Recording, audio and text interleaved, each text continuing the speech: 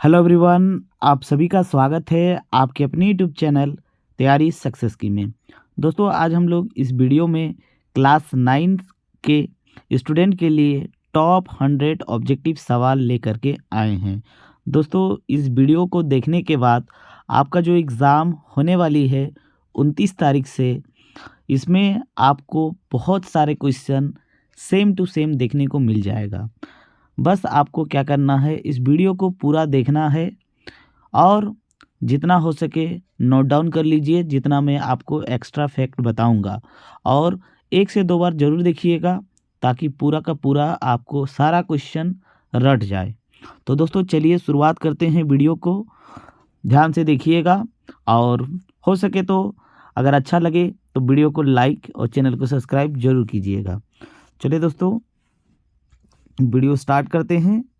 तो पहला क्वेश्चन हो जाएगा दोस्तों, वायु क्या है? यानी वायु मतलब जो होता है, यानी हवा, हवा क्या है? ये आपका जो सेकंड चैप्टर है आपका विज्ञान का, उससे क्वेश्चन लिया गया है। तो वायु क्या है? यौगिक है, तत्व है, मिश्रण है या फिर पदार्थ है? तो दोस्तों आंसर हो जाएगा मिश्रण। ठीक है। तो फिर दोस्तों, ये जो चीज़ है यौगिक, तत्व, मिश्रण, पदार्थ, ये क्या क्या है, एक एक चीज़ को थोड़ा बहुत एक्सप्लेन कर देते हैं ताकि अगर कोई भी इससे रिलेटेड सवाल आ जाए तो आप लोग आराम से कर पाएँ। दोस्तों, तत्व क्या होता है?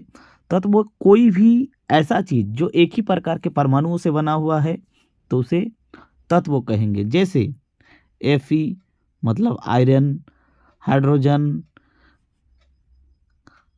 कार्बन, तो ये सब जैसे आप लोग देख पा रहे हैं, नाइट्रोजन, ये सिर्फ एक ही प्रकार का तत्व से परमाणु से मिलकर बना है। ठीक है। यौगिक में हो जाएगा H2O, HCl। तो ये जैसे आप लोग देख पा रहे हैं, ये 2 प्रकार की चीज़ से बना है, ये हाइड्रोजन और ऑक्सीजन, ऐसे हाइड्रोजन और क्लोरीन। तो जब 2 प्रकार के परमाणु से मिलकर के बना होता है तो उसे कहते हैं यौगिक, और एक ही प्रकार के परमाणु से मिलकर बना होता है तो उसे कहेंगे तत्व। और मिश्रण क्या होता है? मिश्रण को याद रखने का सिर्फ एक ही टेक्निक है, याद रखिएगा, ऐसा चीज़ जिसका कोई फॉर्मूला नहीं हो, कोई सूत्र नहीं है, तो आप आंख मूंद करके लगा दीजिए, मिश्रण आपका सही हो जाएगा। ठीक है। तो आई होप आपको समझ में आ गया होगा, पहले ही क्वेश्चन में बहुत ही मज़ा आया होगा। तो चलिए नेक्स्ट क्वेश्चन पे चलते हैं। दोस्तों, नेक्स्ट क्वेश्चन है, कार्य करने की क्षमता को क्या कहते हैं? ठीक है। तो कार्य करने की क्षमता को क्या कहते हैं, ये आप लोग बहुत जानते होंगे, ऊर्जा। दोस्तों, ऐसे ही सेम टू सेम 2 क्वेश्चन देखने को मिलेगा। एक होगा कार्य करने की क्षमता और एक होगा कार्य करने की दर। ठीक है। तो दर को दोस्तों शक्ति कहते हैं और क्षमता को ऊर्जा। ठीक है। दोनों याद रखिएगा, मोस्ट इंपॉर्टेंट है। ऊर्जा का अगर एसआई मात्रक पूछे तो जूल होगा, और शक्ति का एसआई मात्रक पूछे तो याद रखिएगा वाट। ठीक है, वाट होगा। आई होप दोनों क्लियर हो गया होगा। चलिए आगे चलते हैं। दोस्तों, नेक्स्ट चीज़ है, विलायक तथा विलय के संयोग से क्या बनता है? दोस्तों, यहाँ पर थोड़ा सा समझिएगा, एकदम मैं आपको समझा दूंगा। मान के चलिए ये एक गिलास है। ठीक है, ये एक ग्लास है। मैं यहाँ पर 2 व्यक्ति को, ए को और बी को, कुछ चीज़ लाने के लिए कह रहा हूँ। ए को बोल रहा हूँ कि जाओ पानी लेके आओ। ठीक है। और बी को कह रहा हूँ जाओ तुम चीनी लेकर के आओ। हम लोग क्या बनाएंगे, आप लोग समझ गए होंगे, हम लोग बनाएंगे शरबत। आप खुद बताइए कि आप चीनी ज़्यादा डालेंगे कि आप पानी ज़्यादा डालेंगे? तो ऑब्वियसली बात है, सबको ही जानता है कि शरबत बनाने के लिए थोड़ा ज़्यादा पानी डालना पड़ेगा और उसकी मात्रा के हिसाब से आपको चीनी डालना होगा। तो बनेगा क्या? बनेगा दोस्तों शरबत। ये जो शरबत बनेगा दोनों चीज़ को मिलाने के बाद, उसी को कहेंगे दोस्तों विलयन। आई होप आपको समझ में आ गया होगा। ठीक है। और जो चीज़ जो ज़्यादा मात्रा में मिला है, क्या मिला है ज़्यादा मात्रा में? पानी। पानी को कहेंगे हम लोग विलायक। ठीक है। और जो कम मात्रा में मिलाए यानी चीनी, उसको कहेंगे विलेय। एकदम आपको क्लियर हो गया होगा, ठीक है। जो छोटा पार्ट में होता है वो होता है विलेय, जो बड़ा पार्ट में होता है वो होता है विलायक, और दोनों मिलकर के बनाते हैं विलयन, ठीक है। तो आगे चलते हैं, नेक्स्ट क्वेश्चन को देखते हैं। तो नेक्स्ट क्वेश्चन है, जल में चीनी का मिश्रण डैश होता है। दोस्तों ये मिश्रण यानी सेकंड चैप्टर का ही क्वेश्चन है, तो यहाँ पर थोड़ा सा समझिएगा। दो टाइप का मिश्रण होता है, एक होता है समांगी मिश्रण, एक होता है विषमांगी मिश्रण। मिश्रण तो मैंने बता दिया कि मिश्रण क्या चीज़ है। मिश्रण ऐसा चीज़ है जिसका कोई फॉर्मूला नहीं, बस वही याद रखिएगा, सारा क्वेश्चन आपका हल हो जाएगा। दोस्तों समांगी मिश्रण का भी कोई फॉर्मूला नहीं, विषमांगी का भी नहीं होता है। ध्यान से समझिए समांगी और विषमांगी में होता क्या है और दोनों में क्या डिफरेंस है और आप याद कैसे रख पाएंगे। दोस्तों जो समांगी, स से समांगी, स से पूरा सब मिल जाएगा, वैसे याद रखिएगा। स से समांगी, स से सब कुछ मिला हुआ, ठीक है। तो आप खुद सोचिए दोस्तों, आप जल लिए और चीनी लिए, ठीक है। अब जल और चीनी को मिला देंगे तो क्या बन जाएगा, शरबत बन जाएगा। क्या उसके बाद आप हाथ से उठा करके बता पाएंगे कौन सा चीनी है कौन सा जल है? नहीं बता पाएंगे, तो हो जाएगा समांगी। यानी चीनी और पानी का जो मिश्रण है वो हो जाएगा समांगी। फिर दोस्तों आप लोग बोलेंगे कि विषमांगी का भी सर बता दीजिए, तो विषमांगी का याद रखिएगा जल, ठीक है, और उसमें 2-3 गो पत्थर डाल दीजिए या फिर 2-3 गो मुट्ठी आप रेत डाल दीजिए, उसको मिलाइए, मिलेगा नहीं, रेत होगा कुछ देर के बाद नीचे बैठ जाएगा, पत्थर भी नीचे बैठ जाएगा। जो पूरा पूरी नहीं मिलेगा वो हो जाएगा विषमांगी मिश्रण, और जो पूरा पूरी मिल जाएगा वो हो जाएगा समांगी मिश्रण। तो चीनी और पानी पूरा पूरी मिल जाएगा तो हो जाएगा समांगी मिश्रण। आई होप आपको मज़ा आ रहा होगा और समझ में भी आ रहा होगा। तो चलिए नेक्स्ट क्वेश्चन। दोस्तों नेक्स्ट क्वेश्चन में है परमाणु संख्या होता है। तो दोस्तों परमाणु संख्या आप लोग खुद जानते हैं, ऐसे होता है एक परमाणु, ठीक है। परमाणु के अंदर दोस्तों होता है प्रोटॉन और न्यूट्रॉन, ठीक है, और इलेक्ट्रॉन बाहर में कक्षा में क्या करता है, ये लोग चक्कर लगाता है, ठीक है। बाहर ये लोग पूरा सर्कल में घूमता रहता है इलेक्ट्रॉन। आप लोग खुद बताइए दोस्तों, ये जो परमाणु है इसमें प्रोटॉन हो गया पॉजिटिव चार्ज यानी धनात्मक, इलेक्ट्रॉन हो गया ऋणात्मक, न्यूट्रॉन तो ऐसे ही न्यूट्रल है। तो परमाणु का जो क्रम है मतलब उसका जो संख्या है वो प्रोटॉन के आधार पे होगा, ठीक है, क्योंकि इलेक्ट्रॉन का तो वो खुद आवेशीन है, वो क्या बताएगा, नहीं बता पाएगा। और ये जो इलेक्ट्रॉन है दोस्तों ये बाहर में घूम रहा है, जोर जोर से घूम रहा है, ये इसका खुद का स्थिति का कोई ठिकाना नहीं, क्योंकि वो खुद स्थिर नहीं है, और नहीं स्थिर होने के कारण ही इसको मतलब हम लोग इंक्लूड नहीं करते हैं। इसलिए परमाणु का जो क्रमांक है यानी परमाणु का जो संख्या है ये प्रोटॉनों की संख्या के हिसाब से हम लोग तय करते हैं, क्योंकि प्रोटॉन स्थिर है, क्योंकि नाभिक में है, ठीक है। नेक्स्ट हो जाएगा ऐसे पदार्थ जो केवल एक ही प्रकार के परमाणु से मिलकर बना होता है, क्या कहते हैं? एक ही प्रकार के परमाणु से मिलकर बना होगा तो तत्व कहेंगे। यौगिक 2 या 2 से अधिक हो सकता है, मिश्रण का कोई फॉर्मूला नहीं है, और विलयन तो हम लोग देखे आगे। चलिए नेक्स्ट क्वेश्चन, किस परमाणु से तुलना करके दूसरे परमाणु का परमाणु द्रव्यमान ज्ञात करते हैं? तो यानी दोस्तों किसी भी परमाणु का द्रव्यमान ज्ञात करने के लिए हम लोग एक वाट के रूप में, मतलब एक वाट, जैसे आप देखें हैं ना तराजू से जब तोला जाता है तो 1 किलो का वाट दिया जाता है, आधा किलो का वाट देखे होंगे लोहे का जो होता है ना।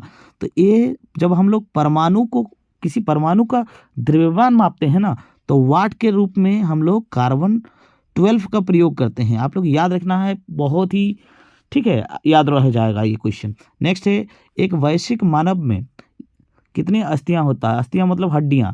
तो एक मतलब एजेड आदमी में, ठीक है, मतलब बच्चा नहीं, एक एजेड आदमी में 206 गो हड्डी होता है। जब बच्चा एकदम शिशु अवस्था में होता है तो 275 से लेकर के 300 हड्डियां होता है। ये नहीं पूछेगा दोस्तों कभी भी, हड्डियों के बारे में अगर पूछे तो यही वाला पूछेगा कि एक वयस्क मानव के में कितने अस्थियां होता है, तो 206 गो। नेक्स्ट है, प्रकाश ऊर्जा के छोटे छोटे बंडलों या पैकेटों के रूप में गमन करता है, जिन्हें क्या कहते हैं? दोस्तों प्रकाश के जो छोटे छोटे पैकेट होते हैं उसे कहते हैं फोटोन। आखिर ये फोटोन है क्या? दोस्तों जब सूरज निकलता है तो सूरज से हम लोग का किरण निकलता है, और ये जो किरण निकलता है तो हम लोग को कैसा लगता है कि जला देता है ना, जैसे लग रहा है कि शरीर जल गया।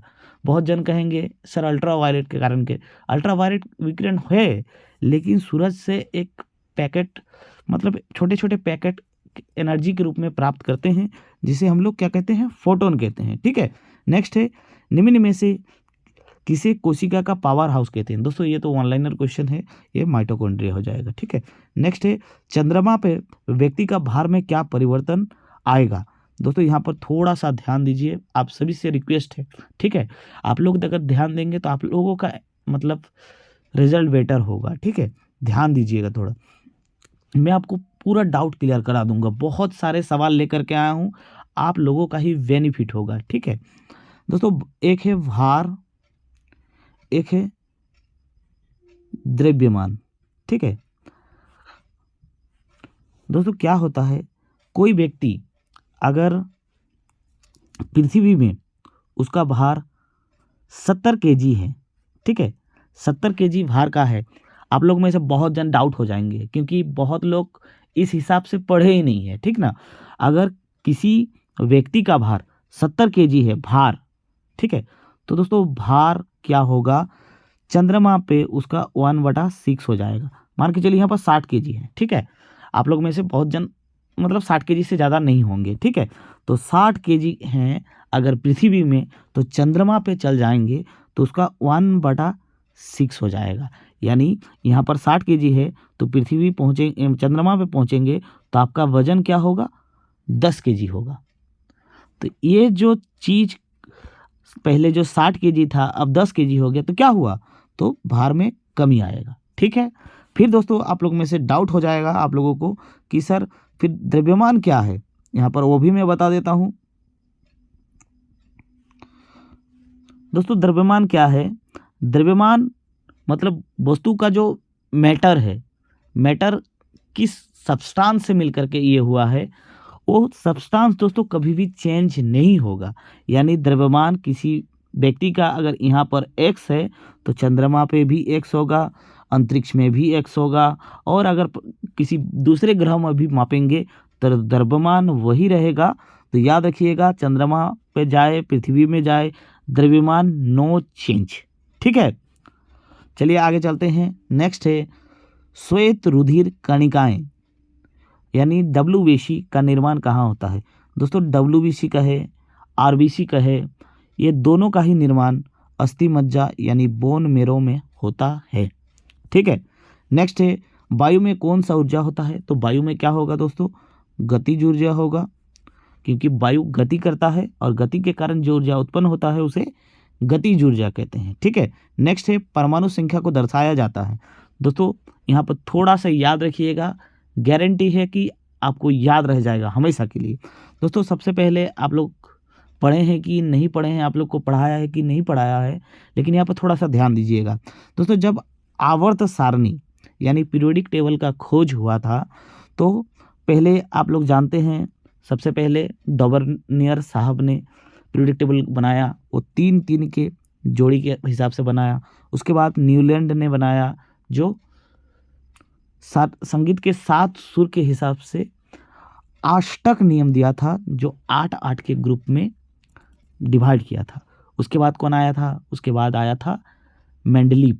ठीक ना, और मेंडलीव ने आवर्त सारणी तैयार किया था परमाणु, रुकिए दोस्तों थोड़ा, परमाणु द्रव्यमान के आधार पर। ठीक है, परमाणु द्रव्यमान के आधार पर पीरियोडिक टेबल तैयार किया गया। ठीक है, उसके बाद दोस्तों लास्ट जो पीरियोडिक टेबल को बना करके तैयार किया, जिसे पीरियोडिक टेबल का आधुनिक जगत का फादर कहा गया, वो है हेनरी मोसले, और उसने परमाणु संख्या के आधार पर तैयार किया। ठीक है, परमाणु संख्या के आधार पर। फिर दोस्तों आप लोग सोचेंगे कि सर इतना रामायण पढ़ा करके क्या फ़ायदा हुआ। दोस्तों आप लोग खुद सोचिए, जब ये लास्ट खोज हुआ तो आप लोग ABCD अगर खुद पढ़े हैं तो आप लोग खुद जानते हैं ABCD में सबसे लास्ट क्या आता है, Z आता है। तो सबसे पहले परमाणु संख्या का खोज हुआ तो परमाणु संख्या को डिनोट किया जाएगा Z से। ठीक है, उसके पहले दोस्तों खोज हुआ था परमाणु द्रव्यमान, द्रव्यमान किससे होगा, A से। आई होप आपको इतना सारा चीज़ बताने का जो मकसद है, आपको समझाना, आप लोग समझ गए होंगे। ठीक है, तो परमाणु संख्या Z से। नेक्स्ट है परमाणु द्रव्यमान। तो द्रव्यमान दोस्तों क्या होता है, प्रोटॉन और न्यूट्रॉन के द्रव्यमान के हिसाब से ही आपका परमाणु द्रव्यमान मेजर किया जाता है। तो प्रोटॉन और न्यूट्रॉन, इलेक्ट्रॉन का दोस्तों यहाँ पर कोई हाथ नहीं है। ठीक है, नेक्स्ट है चाबी वाले खिलौने किस प्रकार का ऊर्जा का उपयोग करते हैं, तो स्थितिज ऊर्जा। ठीक है, शक्ति का मात्रक क्या है, तो दोस्तों पहले ही बताया शक्ति का ऐसा ही मात्रक होता है वाट, यानी W से उसको ये किया जाता है। ठीक है, नेक्स्ट है बल का मात्रक क्या है, बल का मात्रक है न्यूटन। ठीक है, नेक्स्ट है दाब का एसआई मात्रक, तो दाब का क्या होता है पास्कल। ठीक है, नेक्स्ट है द्रव्य के घनत्व को मापने का यंत्र क्या है, यानी कोई द्रव्य यानी लिक्विड है तो उसका कितना घनत्व, कितना गाढ़ा है, उसको कैसे मेजर करेंगे, तो उसका लिए दोस्तों प्रयोग किया जाता है लेक्टोमीटर। ठीक है, नेक्स्ट है आपेक्ष घनत्व का मात्रक क्या होता है, तो आपेक्षिक घनत्व का मात्रक कोई नहीं होता है, यानी नो यूनिट, उसका कोई यूनिट होता ही नहीं है। ठीक है, तो इसका राइट आंसर हो जाएगा ए, यानी नो यूनिट। ठीक है, कोई मात्रक नहीं। नेक्स्ट है गुरुत्वीय त्वरण जी का मान 0 होता है। दोस्तों यहाँ पर थोड़ा सा आप ध्यान दीजिए, मैं आपको बहुत सारे चीज़ सिखा दूंगा यहाँ पर। ठीक है दोस्तों, आपसे सवाल पूछिएगा गुरुत्वीय त्वरण का मान कहाँ अधिक होता है, कहाँ कम होता है, कहाँ 0 होता है, इस तरह का जो सवाल आएगा आप लोग चुटकियों में बना देंगे। ठीक है, तो ध्यान रखिएगा, ये जो केंद्र है दोस्तों, केंद्र मतलब मान के चलिए ये चीज़ है, ये है आपका केंद्र। आप लोग अगर क्लास 9 की स्टूडेंट है तो आप लोग जरूर निर्देशांक ज्यामिति पढ़े हैं। जो बीच वाला पॉइंट है उसको क्या कहेंगे, बीच वाले पॉइंट को हम लोग क्या कहते हैं, ओरिजिन, यानी मूल बिंदु। और मूल बिंदु कहाँ से स्टार्ट होता है, 0 0 से, तो ये क्या है, एक हिसाब से केंद्र है, तो केंद्र में क्या होगा 0 होगा। फिर दोस्तों यहाँ पर थोड़ा सा मतलब समझने, मतलब आपको समझाने के लिए बता रहा हूँ, बाकी कोई मेरा मतलब ऐसा ये नहीं है कि मैं किसी को मतलब ऊंच नीच करूं। ठीक है दोस्तों, यहाँ पर 2 नाम आपको देखने को मिलेगा। ठीक है, एक है रेखा, एक है ध्रुव। ठीक है, भूमध्य रेखा और ध्रुव। दोस्तों आप लोग खुद सोचिए कि घर में लड़का का ज़्यादा चलता है कि लड़की का ज़्यादा चलता है। ऑब्वियसली बात है लड़का का ज़्यादा चलता है। क्यों, क्योंकि लड़का मतलब उसको ज़्यादा ये किया जाता है, लड़की अगर कहीं जाने खोजेगी तो नहीं जाने दिया जाता है। ठीक है, और लड़का को ज़्यादा महत्व दिया जाता है। ठीक है, हम लोग का समाज में ऐसे ही चल रहा है। ठीक ना, बाकी मैं किसी को मतलब ज़्यादा या फिर कम नहीं समझता हूँ, आजकल के ज़माने में सब इक्वल है।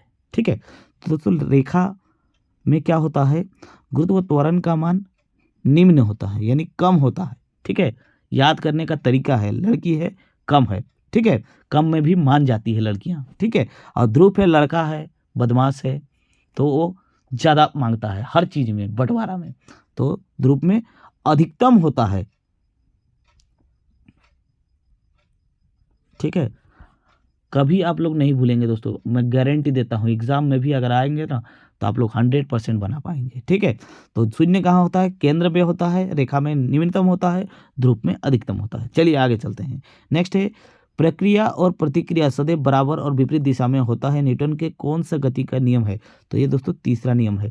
तीसरा नियम क्या है, अगर आप एक दीवार है, दीवार पे अगर आप कोई बॉल मारते हैं तो इधर से जितना बल से आप बॉल को मारते हैं, दीवार भी दोस्तों बॉल को उतना ही जोर से आपके तरफ फेंकता है, और इसी कारण दोस्तों बॉल रिटर्न आ जाता है। ठीक है, और इसी को दोस्तों यही है न्यूटन का थर्ड नियम। नेक्स्ट है निम्न में से किसका जड़त्व अधिकतम होगा। दोस्तों जड़त्व को याद रखिएगा आप वजन के साथ, यानी वेट के साथ।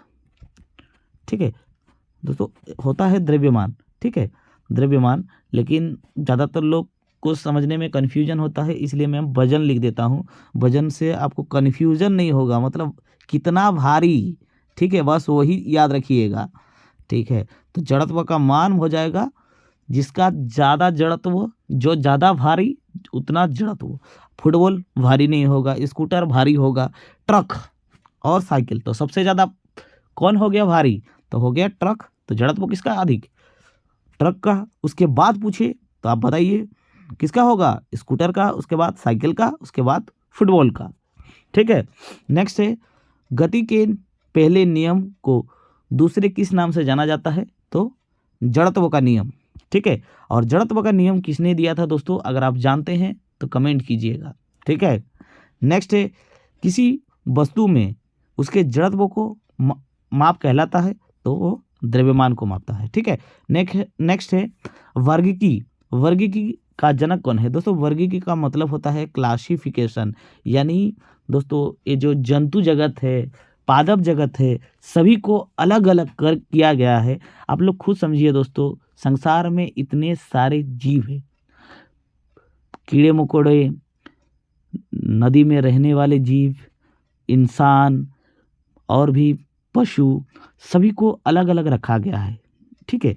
वो जो क्लासिफिकेशन बनाया था, वो बनाया था दोस्तों कार्ल लिनियस ने। ठीक है, और उसी ने दोस्तों सभी चीज को अलग अलग रखा। ठीक है। नेक्स्ट है, पादप वर्ग का उभयचर। तो दोस्तों पादप वर्ग का उभयचर कहा गया है ब्रायोफाइटा को। ठीक है, ब्रायोफाइटा को पादप जगत का उभयचर कहा गया है। दोस्तों अगर ये चीज़ आपको समझ में नहीं आ रहा है तो भी टेंशन लेने की कोई ज़रूरत नहीं है, क्योंकि एक क्वेश्चन बीच में कहीं से घुस गया है, तो बाकी ये जो आपका जो टॉपिक है ये अभी सिलेबस से हट गया है, तो इसका टेंशन नहीं लेना है। ये बहुत इंपॉर्टेंट सवाल था, इसलिए मैंने करा दिया। बाकी आपको टेंशन नहीं लेना है, सिर्फ आपको रट के याद रखना है पादप जगत का उभयचर किसे कहते हैं? तो ब्रायोफाइटा। नेक्स्ट है, विशिष्ट कोशिकाओं का एक समूह जो विशेष कार्य करता है उसे क्या कहते हैं? उत्तक। आप लोग जानते हैं कोशिका के समूह को क्या कहते हैं? साधारण भाषा में हम लोग जानते हैं ना, तो उत्तक कहते हैं, तो उसी को कहते हैं उत्तक। ठीक है। नेक्स्ट है, मृदा अपरदन का कारण। दोस्तों मृदा अपरदन का कारण क्या होता है? दोस्तों मान के चलिए ये एक मतलब जमीन है। ठीक है, और जमीन के अंदर क्या अपर क्या है? मिट्टी है।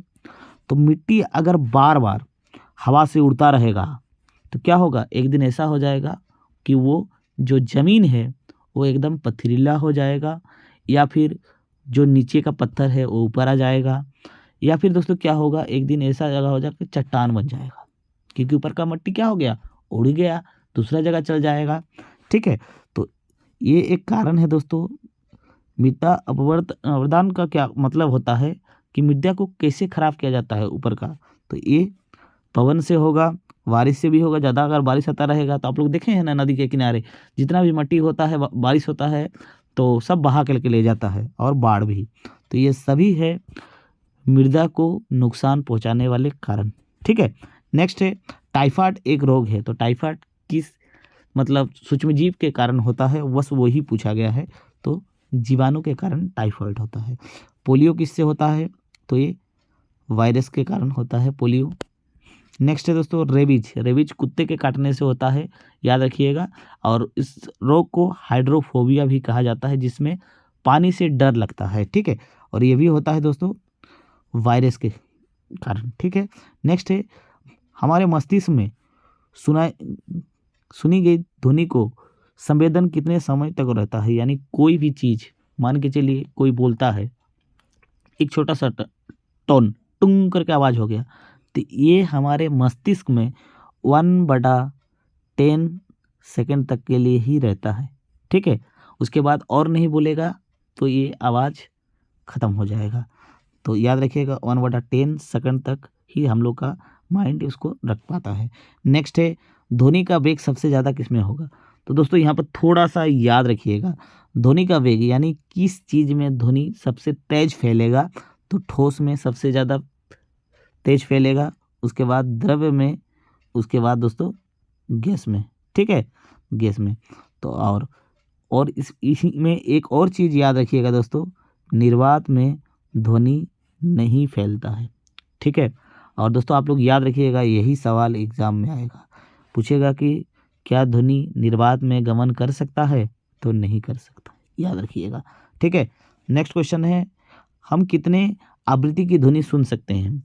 तो दोस्तों इसका राइट आंसर हो जाएगा 20 हर्ट्ज से 20,000 हर्ट्ज के मध्य जो फ्रीक्वेंसी यानी आवर्त होता है, उसी को ह्यूमन यानी इंसान सुन सकता है। इससे अगर कम हो जाएगा तो हम लोग सुन नहीं सकते हैं, और इससे ज़्यादा हो जाएगा तो भी हम लोग नहीं सुन सकते हैं। ठीक है, इससे कम ध्वनि को यानी 0 से लेकर के जो 20 हर्ट्ज का जो ध्वनि होता है उसे हम लोग कहते हैं अश्रव्य ध्वनि। ठीक है, और 20,000 हर्ट्ज से जो ऊपर का ध्वनि है उसे कहते हैं पराश्रव्य ध्वनि, और इसे कहेंगे हम लोग श्रव्य ध्वनि। ठीक है, आगे चलते हैं। नेक्स्ट क्वेश्चन बहुत बहुत इंपॉर्टेंट है। सवाल है कि ऊर्जा को ना तो नष्ट किया जा सकता है ना उत्पन्न किया जा सकता है, लेकिन एक रूप से दूसरे रूप में बदला जा सकता है। ये नियम क्या कहलाता है? तो ये नियम कहलाता है ऊर्जा संरक्षण का नियम। ऊर्जा संरक्षण का नियम क्या है दोस्तों? ऊर्जा को ना ही हम लोग बना सकते हैं ना ही उसको नष्ट कर सकते हैं। ये सिर्फ एक रूप से दूसरे रूप में बदली होता है। ठीक है, नेक्स्ट है स्थायी उत्तक बनता है। तो स्थायी उत्तक किससे बनता है दोस्तों? विभाजितक उत्तक से। ठीक है, चलिए नेक्स्ट क्वेश्चन देखते हैं। नेक्स्ट क्वेश्चन है सरल उत्तक है। तो दोस्तों सरल उत्तक मैं यहाँ पर थोड़ा सा आपको बता देता हूँ ताकि आप लोग का कोई कन्फ्यूज़न ना हो। ठीक है दोस्तों, जब हम लोग उत्तक पढ़ेंगे तो देखेंगे उत्तक दो टाइप का होगा। एक तो जंतु उत्तक, एक पादप उत्तक तो होता ही है। तो हम लोग जंतु उत्तक नहीं पढ़ रहे हैं, हम लोग पादप उत्तक पढ़ रहे हैं। पादप उत्तक में पहले ये जो है ना विभाजितक उत्तक, ये पहले आता है यहाँ पर, और दूसरा है दोस्तों ये आपका भाज्य उत्तक। ठीक है, भाज्य उत्तक कहेंगे, या फिर ये जो है विभाजितक यानी इसको फर्दर विभाजित नहीं किया जा सकता है और इसको विभाजित किया जा सकता है। ये फिर दोस्तों आपके दो टाइप में बढ़ जाएगा। एक हो जाएगा सरल उत्तक, एक हो जाएगा जटिल उत्तक। ठीक है, तो सरल उत्तक क्या कहेंगे? जो सरल उत्तकों से मिलकर के बना होता है वो है सरल उत्तक, जिसमें पेरेनकाइमा, कोलेनकाइमा और स्क्लेरेनकाइमा आता है। तो सरल उत्तक में कौन आ जाएगा? उपयुक्त सभी। ठीक है, जटिल उत्तक में कौन आता है? जटिल उत्तक में आता है जाइलम और फ्लोएम। जाइलम और फ्लोएम आता है जटिल उत्तक में। ठीक है, जो आगे हम लोग देखेंगे दोस्तों। नेक्स्ट है जटिल उत्तक कौन सा है? तो जाइलम और फ्लोएम। दोस्तों जाइलम और फ्लोएम से याद रखिएगा, जाइलम क्या करता है? पेड़ पौधों में खनिज और जल का परिवहन करता है, यानी पेड़ में दोस्तों नीचे से वो जल को लेकर के जाता है और पत्तियों तक पहुंचाता है। ठीक है, और वही फ्लोएम क्या करता है? भोजन को पौधे के हर एक भाग तक पहुंचाता है और जितना बच जाए और जड़ में स्टोर करता है। यानी ये लोग का डायरेक्शन भी आप लोग याद रखिएगा थोड़ा। जो जाइलम होता है वो जड़ से लेकर के पत्तियों तक, और जो फ्लोएम होता है वो पत्तियों से लेकर के जड़ तक। ठीक है, दोनों का डायरेक्शन ऑपोजिट है। ठीक, तो जटिल उत्तक कौन सा हो जाएगा? दोनों। नेक्स्ट है निम्न में से न्यूरॉन किस उत्तक के संरचनात्मक एवं क्रियात्मक इकाई है? तो न्यूरॉन किस प्रकार का उत्तक है दोस्तों? तो यह हो जाएगा तंत्रिका उत्तक। ठीक है, नेक्स्ट है रक्त निम्न में से किस उत्तक का उदाहरण है? तो रक्त हो जाएगा संयोजी उत्तक। ठीक है, नेक्स्ट हो जाएगा सजीवों की संरचनात्मक एवं क्रियात्मक इकाई को क्या कहते हैं? तो कोशिका।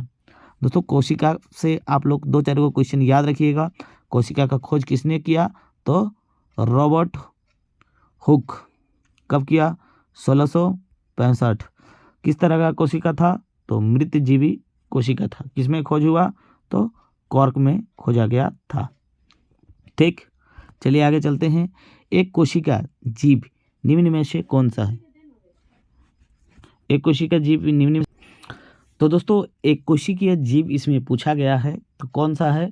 मैं आपको बहुत सारे एक कोशिकीय जीव के बारे में बता रहा हूँ, आप लोग ध्यान से सुनिएगा।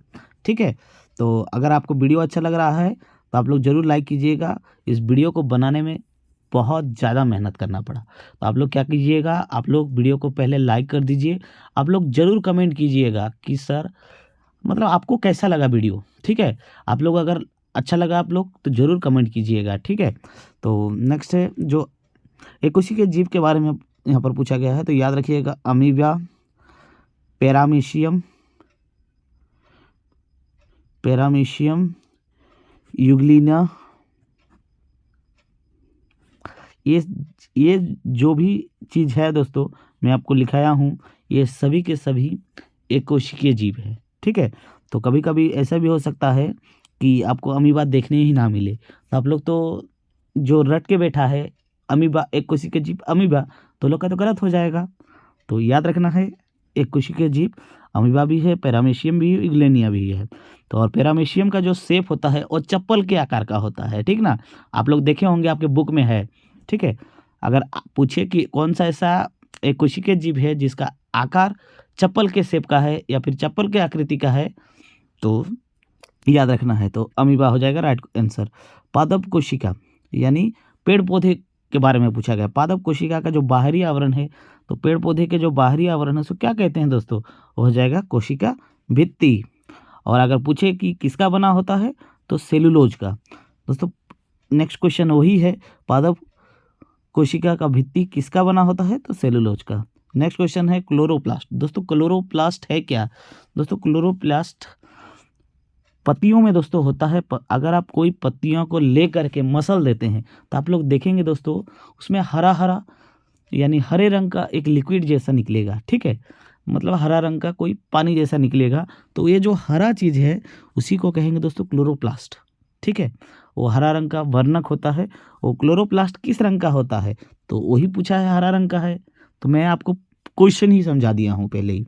ठीक है, तो कोशिका का रसोई घोर किस अंग को कहा जाता है, तो क्लोरोप्लास्ट।